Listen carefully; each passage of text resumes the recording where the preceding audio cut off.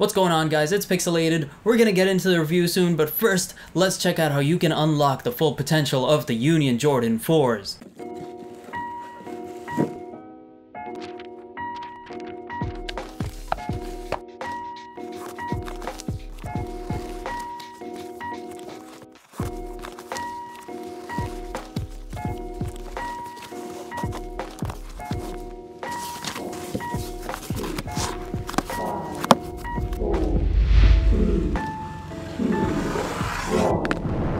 Alright guys, I hope you enjoyed that little stop motion video I put together of the Union Jordan 4s in the Guava Ice colorway. I personally think these shoes should exclusively be worn with the yellow laces. They just look so much better. Fun fact, I was planning to cut the tongue open in this stop motion video that you just watched, but after P mentioned that she liked the shoe better with the folded tongue, I kind of gave it a second look, and as soon as I put them on, I sort of realized that I actually like them better with the folded tongue. And I may be the first sneaker YouTuber, or, you know, anyone other than Chris Gibbs and P to say this, but the folded tongue is the better look. For all of you who are gonna go against me, and that's pretty much every single one of you, and tell me that the tongue up is better, give the folded tongue a chance. Please, I beg you. Once you cut the tongue, you can't go back. Well, you can kind of go back, I mean, if you want to keep manually folding it backwards, but it's folded forwards, so you literally cannot go back unless you stitch it back to the forward position.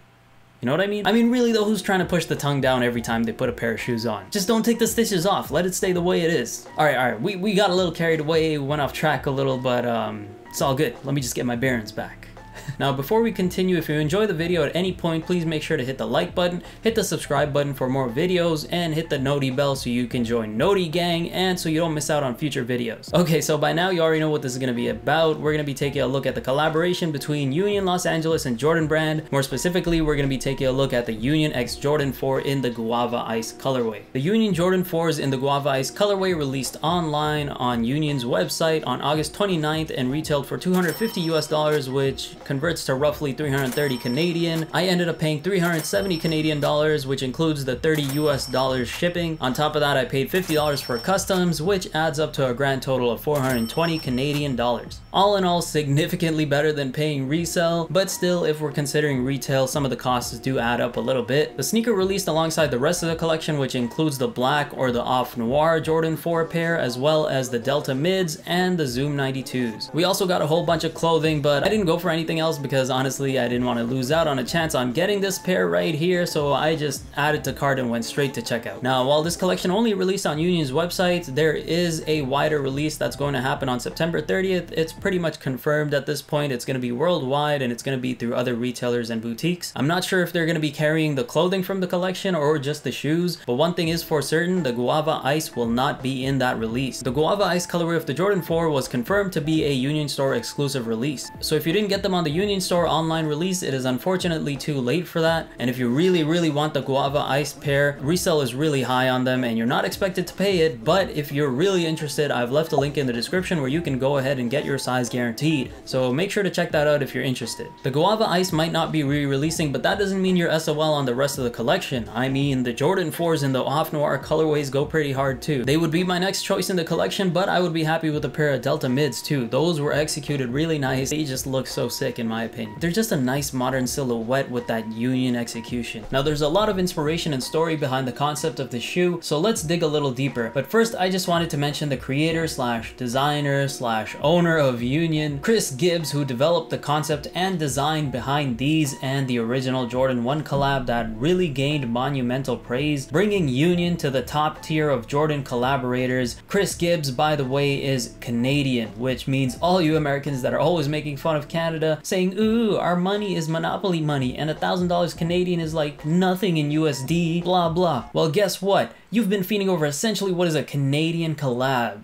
So ha, take that, you weasels. Boy, I really stuck it to them, huh? Chris Gibbs, the Canadian, said that his vision with these Jordan 4s had always been to mix suede and mesh fabrics with this shoe, and that is pretty clear in the execution. The thick suede on this shoe is an inspiration from Birkenstock sandals, and the mesh is inspired and is a direct take from sneakers in the 80s. I'm not sure what sneakers look like in the 80s. I'm not really sure what he's referring to either, because obviously I wasn't born in the 80s, but I think I've seen this type of mesh before. They stuck with the original colors from the Jordan 1 collab because they wanted to continue the narrative, which was the black, white, red, and blue colors. But because they wanted to offer up something new and they wanted it to feel fresh, they decided to use muted versions of those colors. That way they're not releasing the exact same thing every time, or the concept doesn't feel worn out, and it has a brand new feel while maintaining the narrative. Now there are a few other details that coincide with the story and inspiration behind this shoe. We'll get into more of those when we go over the materials, but there's a second part to what really was the inspiration behind these sneakers and Union's collaboration with Jordan Brand. That inspiration is black characters in anime and street culture. Now obviously anime originating and predominantly still being produced in East Asia, mostly in Japan to be exact. Most anime characters aren't black, but from time to time we'll get a black character in anime, and usually they're an Asian interpretation of what a black character should be like. In other words, they'd be more of a stereotype as opposed to how they really would be. On the other side of the spectrum, we have a few full-on black animes like the Boondocks, which is essentially an American interpretation of anime, and then we have Afro Samurai.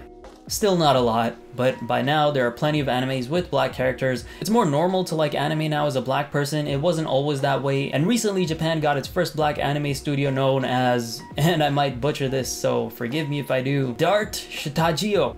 I think I got it. I've been following them for a while, and the team at Dart is exactly who Chris Gibbs and Union tapped into to create an anime short for the Union Jordan 4s. If you want to watch it, it's on YouTube. It's titled It Was a Good Day, Hustle and Motivate. Should be easy to find. It's about 4 minutes long, just like the Jordan 4s. Don't know if that was done on purpose or if I'm reaching, but I've got a hunch. Now this isn't just seen as an opportunity to create black anime, because if you watch the short, you'll see everyone is a unique color like pink, blue, green, etc. But it's seen as an opportunity to shift the perception of black characters in anime, and I think that's a valiant effort. But let me know what you guys think about this. If you watched the short, what are your thoughts? Let me know down below.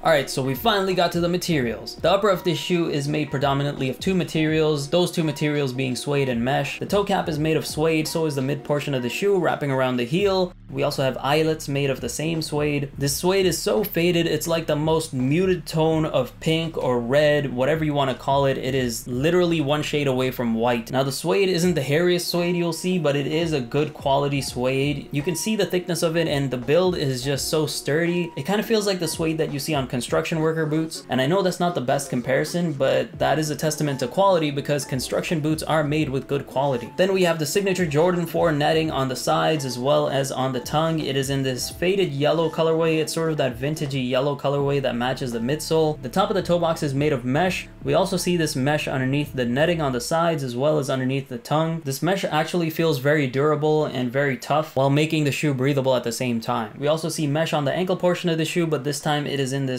hot pink colorway that is just another tone of red. We then have the classic Jordan 4 wingtips. The bottom wingtips are that hot pink and the top wingtips are blue. They're also connected to a plastic translucent piece that makes up the rest of the shoe. Usually there's a hole in between that piece, but this time it's fully covered up, and that's just one of the unique hits on this design. Now the bottom wingtip on regular Jordan 4s is usually covered up by a piece of leather at the bottom, but this one is fully exposed, and once again another unique hit on this shoe. Now the shoe originally comes laced up with white laces, and it comes with a set of alternative yellow laces. I love the yellow laces so much, as you saw in my stop motion video, that I already put the yellow laces in there. We've got blue heel tabs with Nike Air branding in that hot pink colorway. We have the Union LA tag on the outside of the right shoe as well as the outside netting of the left shoe. The Jordan 1 collab had these as well. Now we have one of the most unique aspects of the shoe, and that is the folded tongue design. If you didn't know, this shoe has a longer tongue, but it's folded over and it's stitched down, and it uses the original stitching design that was seen on the Jordan 1 collab. They wanted to keep that consistent with this collection. Now the reason why they did this is because Chris Gibbs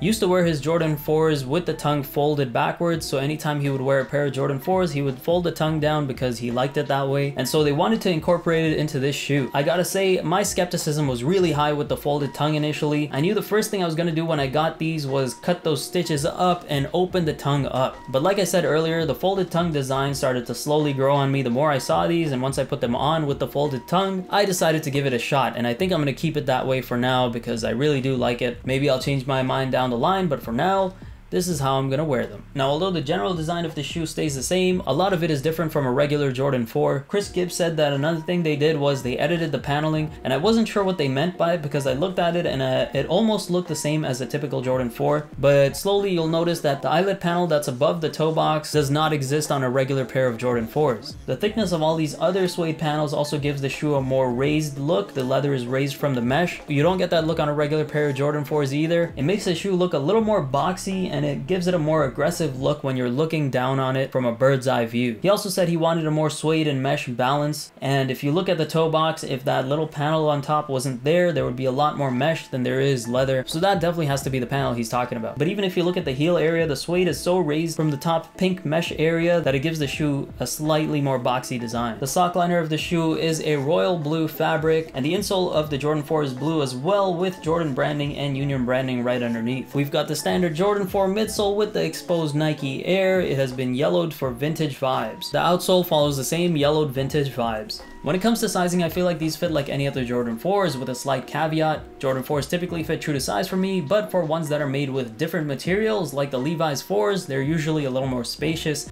and I could potentially go a half a size down.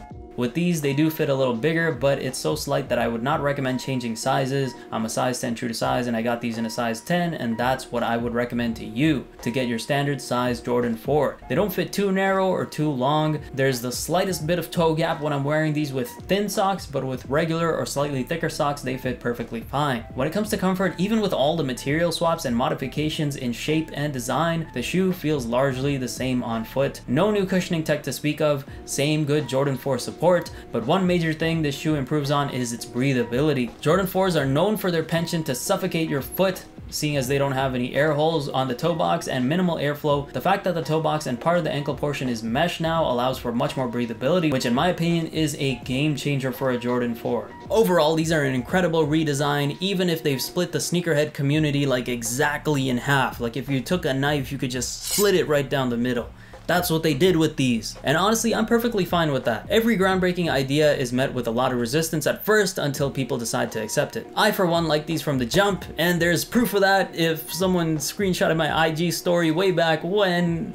Hopefully someone did, but there is proof out there somewhere. There is proof, trust me. Just know, I've always been on your side, Mr. Gibbs. Except for the one time.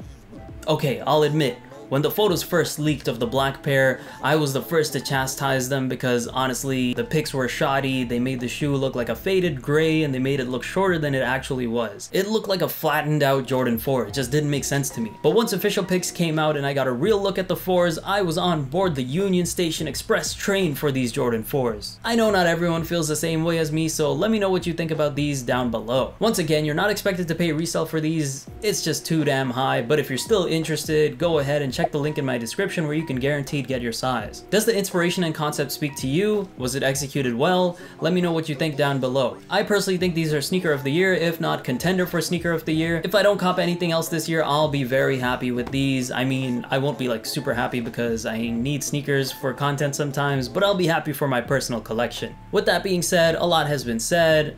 I'll catch you in the next one. Picsoleated is starting a union.